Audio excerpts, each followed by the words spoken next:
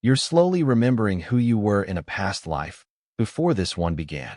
Have you ever stood in a place for the first time and felt like you had been there before? Have you looked into a stranger's eyes and felt an unexplainable connection, as though your souls had danced together in another time? These are the subtle whispers of something ancient within you, something beyond memory, beyond explanation, beyond the current chapter of your life. There are moments that cannot be reasoned with, only felt. Moments when your heart reacts faster than your mind, when a piece of music brings tears for no known reason, or when a dream feels more real than your waking life. These moments are not accidents.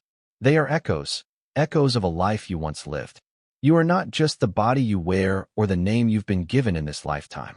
You are a soul, eternal, expansive, and timeless. And the life you're living now is only one page in a much larger book. For most of us, the memories of that book are locked away. Not erased, but sealed. But what if the lock is starting to crack open? What if the veil that separates this life from the last is beginning to thin? What if you're not imagining things, you're remembering them? Across cultures and spiritual traditions, from ancient Egypt to modern-day Eastern philosophy, the belief in past lives has endured. It tells us that we have walked this earth before, perhaps as a healer, a warrior, a lover, a seeker of truth. That who you are today carries fingerprints of who you were before. Your passions, your fears, your natural talents, and even your recurring life challenges. They may all be remnants of another lifetime gently tugging at your awareness, trying to remind you of something essential. And now, something in you is beginning to stir. You may feel it as a quiet calling, a shift in your consciousness, or a sudden desire to know yourself on a deeper level.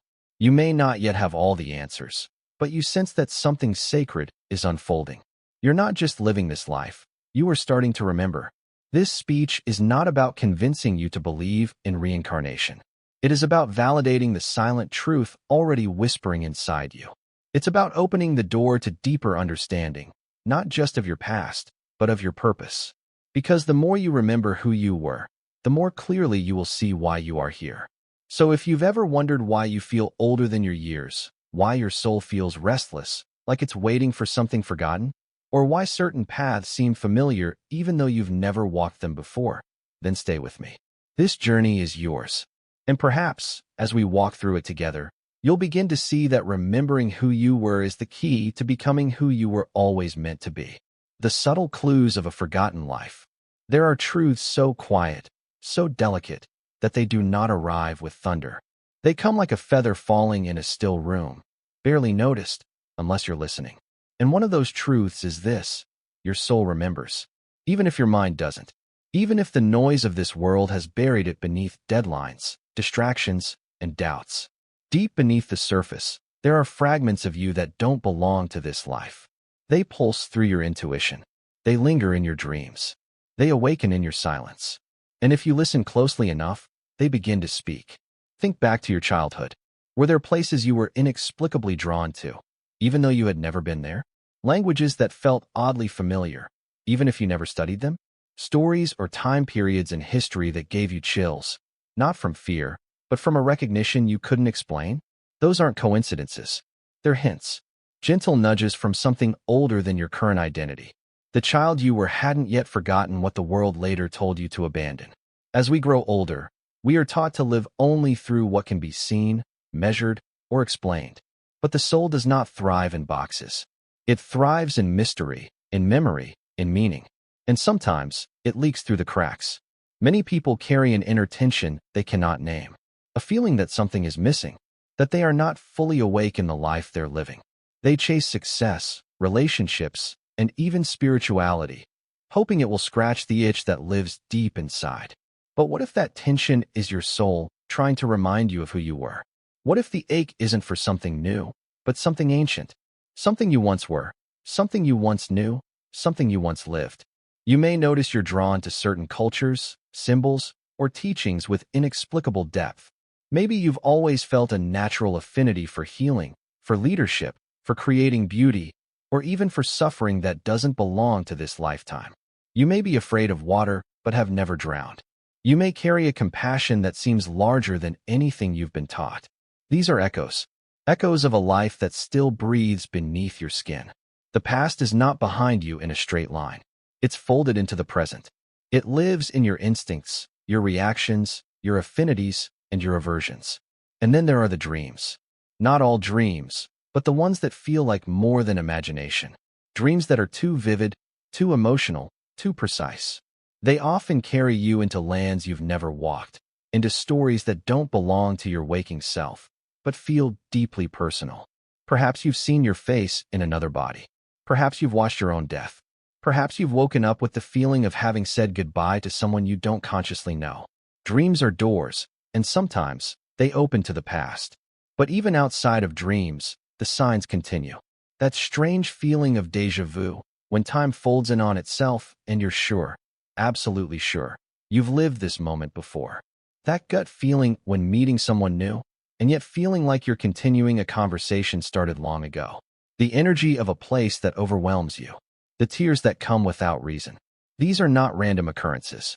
They are your soul trying to awaken you to its continuity. Because while your body began at birth, your soul did not. You are older than you appear. Much older.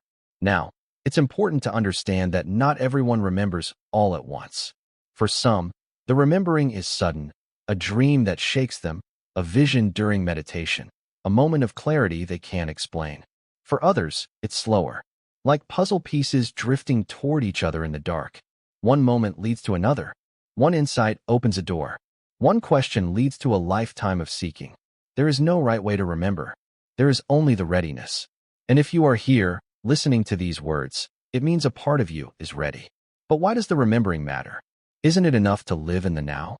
Yes, the present is where life unfolds. But when you remember who you were, you begin to understand why you are who you are now. Your patterns begin to make sense. Your talents feel less random. Your wounds take on new meaning. You see your life not as a series of accidents, but as a purposeful unfolding. And that perspective gives you power. Power to heal, to choose, to grow, and to break cycles that have followed you through lifetimes. Most people sleepwalk through life. They wake up, go to work, follow the rules, chase comfort, and never stop to ask why they feel so empty. But not you. Not now. Because something inside you is stirring. You may not remember everything yet, but you are beginning to feel. And that feeling, that quiet, persistent stirring, is the beginning of remembrance. You're not broken. You're not lost. You're awakening. So, the next time you feel something you can't explain, pause. Listen. The truth might be trying to speak. The next time you feel drawn to something old and mysterious, lean in. It might be calling you home. And the next time you question why you feel so different from everyone else around you, remember this. You are carrying ancient wisdom in a modern world. You are remembering not just your past, but your soul's story. And this, my friend, is only the beginning.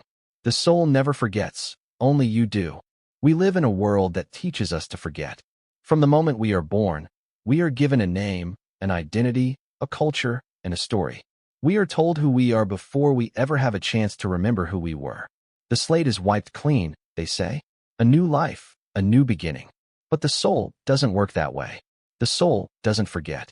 It holds everything, every lesson, every love, every wound, every triumph. It is the eternal witness to your journey across lifetimes. Only the conscious mind forgets, not because it is weak, but because it is overwhelmed. In a world so focused on surviving the day, few ever dare to remember eternity. But here's the truth most people never pause to consider. Your soul has never once stopped being itself. It has never once stopped recording, evolving, and growing. Just because your mind can't access those memories easily does not mean they're gone. They're simply stored in a deeper chamber, one that doesn't open with force, but with readiness. And if you've made it this far, if you've begun noticing the patterns, the synchronicities, the pull towards something unseen, it means that chamber is beginning to unlock. You see, your soul is not confined by time.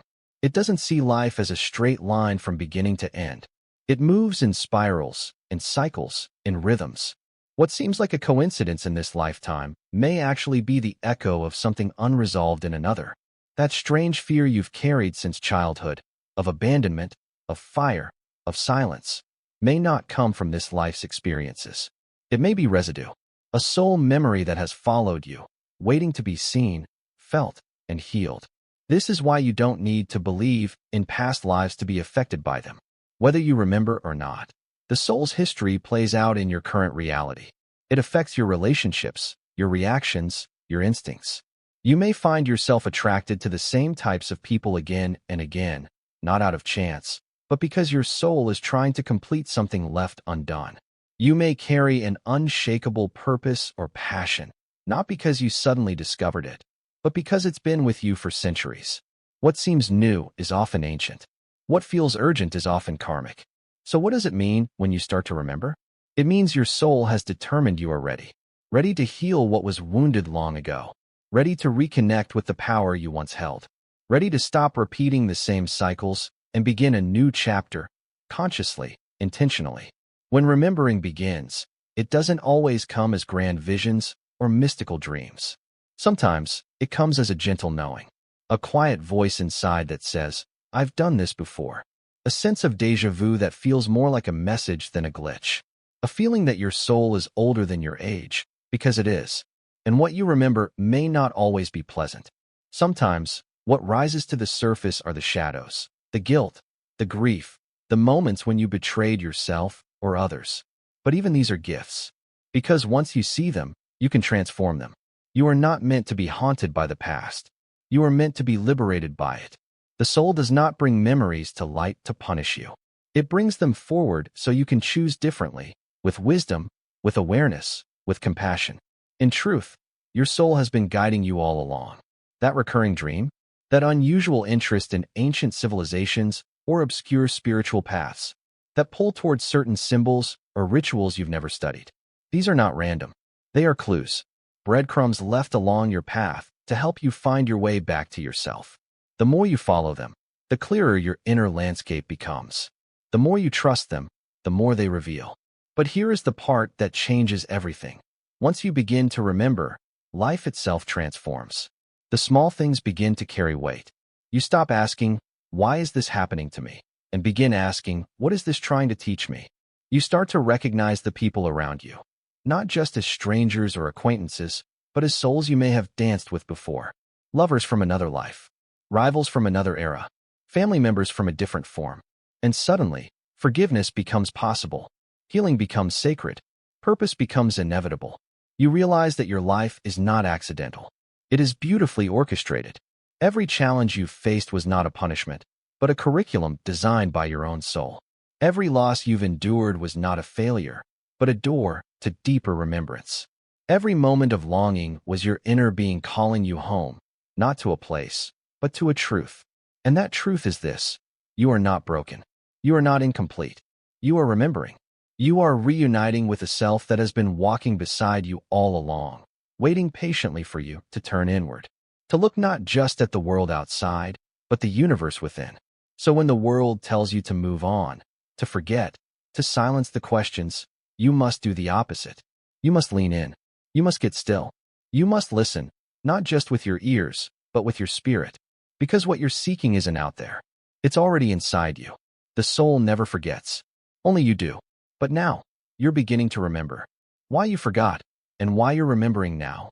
If the soul never forgets, then the question must be asked: why did you forget in the first place?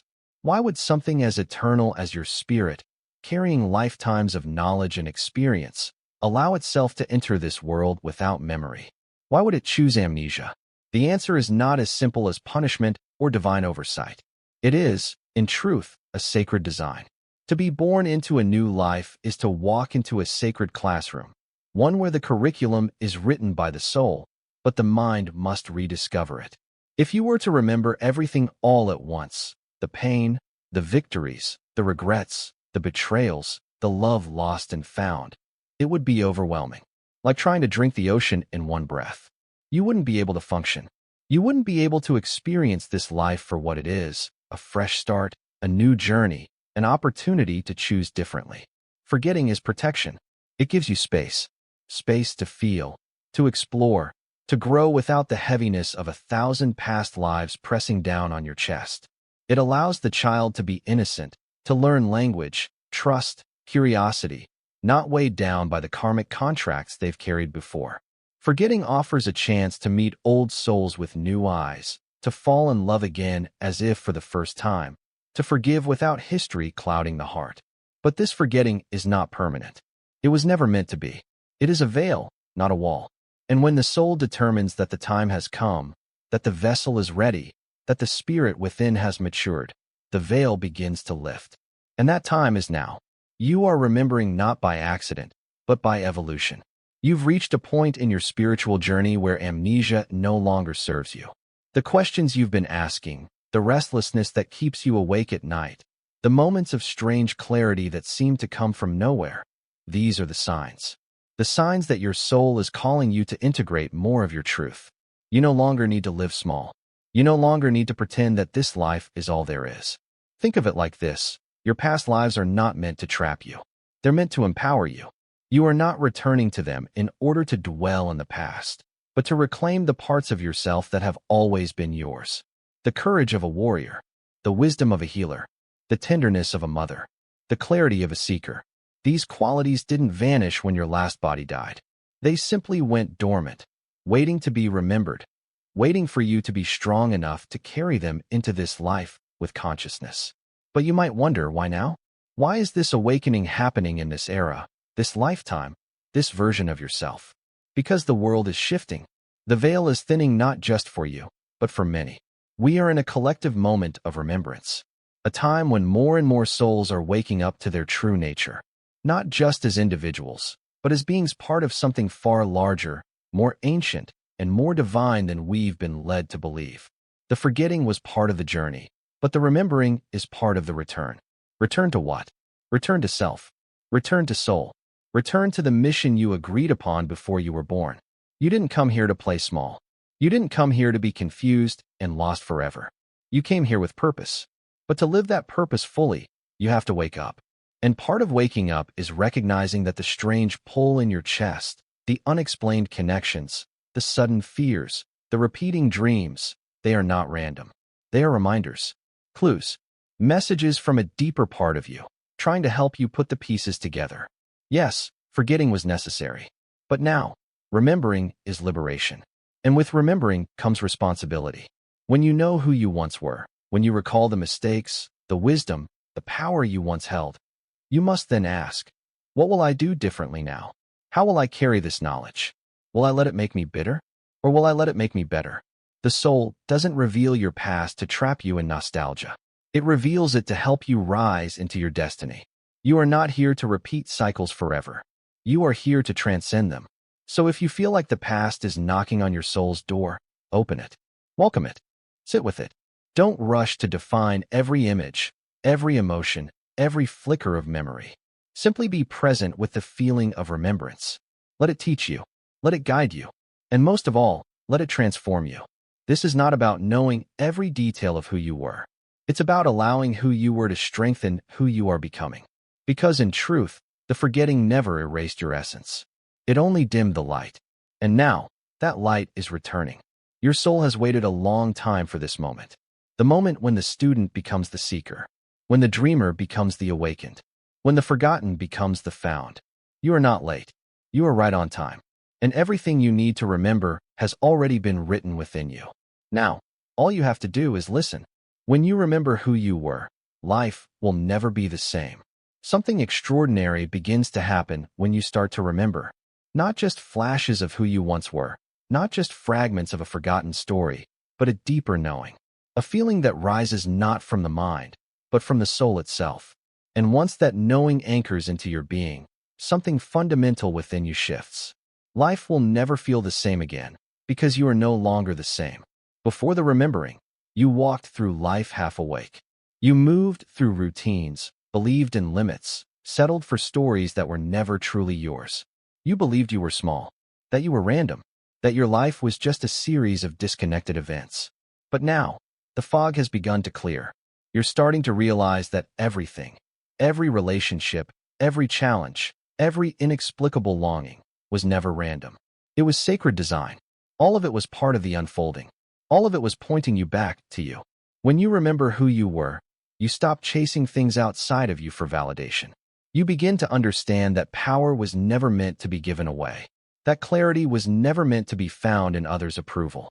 You reclaim your sovereignty, you reclaim your story, and you begin to live from a place of soul instead of survival. Suddenly, the world looks different. You look at people differently. You stop asking, "Why are they doing this to me?" and instead ask, "What old pattern am I here to break?" You recognize your own emotional reactions as echoes of past soul wounds. You stop trying to fix people and start freeing yourself. Because now you know your path isn't about repeating the past. It's about transforming it. And perhaps the most beautiful part of this remembrance is how it changes your capacity to love. You stop loving out of fear or need or emptiness. You begin to love from overflow, from truth, from remembrance. You recognize old souls in new forms. You look into someone's eyes and you don't just see a face, you see lifetimes. You feel the bond, the lessons, the sacred contracts that have brought you together again, not to repeat the pain, but to write a new ending. But it doesn't stop there. Because when you remember who you were, your mission becomes clear. You didn't come here just to work, pay bills, and die. You came here to awaken, to serve, to lift the frequency of this earth by embodying truth, compassion, and light. And that mission may have been forgotten in the noise of the world, but it never left your soul. That's why the remembering feels so intense, so disruptive, because it's shaking you free from who you were told to be, so you can finally rise into who you were born to be. Some people won't understand this journey. That's okay. Remembrance is a lonely path at first, but you won't be alone for long. As you rise in your light, you will attract others who remember too. Others who carry ancient wisdom behind their smiles. Others who feel deeply, question everything, and refuse to sleepwalk through life. This is your soul family, and they've been waiting for you to remember. And remember this, with awareness comes responsibility. You can no longer pretend not to know. You can't go back to the version of yourself that fit in just to be accepted. You can't keep playing small to protect other people's comfort. The truth will stretch you. It will call you to change. And yes, it will hurt at times. But that pain, it's sacred. It's the fire that burns away what no longer serves you. It's the birth of the you that has been waiting for lifetimes to be seen. And from this new place, this place of remembrance, you begin to live with intention. You begin to ask, how can I use who I was to empower who I am? You begin to align with the soul gifts that were always yours. Healing, teaching, creating, leading, remembering. You start living a life that feels like yours, not borrowed or inherited, but chosen. You may still face struggle. You may still feel lost some days. But now, you know it's part of the path. You walk through storms with grace because you carry ancient strength. You no longer fear the unknown because you've faced it before, and you return stronger every time. That's the power of a remembering soul. It cannot be defeated. It may stumble, but it rises. It may ache, but it endures. And above all, it continues. So here you are, awake, remembering, returning to your essence, to your light, to your purpose. And though the road ahead may still wind through shadow and trial, you will never again be blind. Because once you remember who you were, you can never again believe the lie that you are powerless. You are infinite. You are connected. You are home. And the life you now build, from this place of knowing, will echo through lifetimes to come.